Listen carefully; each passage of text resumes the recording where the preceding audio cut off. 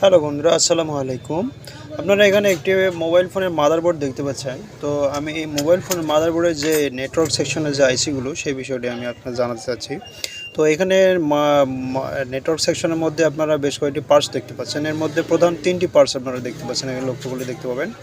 এটা হচ্ছে 4G PA, যেটিকে 4G আমরা পাওয়ার এমপ্লিফাই বলে থাকি। এটা হচ্ছে 2G এবং 3G PA। এটা আমরা সাধারণত 2G এবং 3G নেটওয়ার্ক আইসি বলি, এবং এটা হচ্ছে RF। এইখানে বন্ধুরা 2GP এর মধ্যে কিন্তু এই নিচের অংশটা থাকবে আপনার 2G এবং 3G, এবং উপরের অংশটা থাকবে আপনার অ্যান্টিনার যে এটা আছে সেই অ্যান্টিনা সুইচিং অংশটা থাকবে। আর 4Gর মধ্যে কিন্তু শুধুমাত্র 4G এটাই থাকে, এবং এই যে 2G আইসিটি আছে, 3G 2G যে পিএটা আছে, এটাই মূলত দুটো 4Gর অ্যান্টিনা হিসেবেও কাজ করে এবং 3G 2Gর অ্যান্টিনা হিসেবে কাজ করে।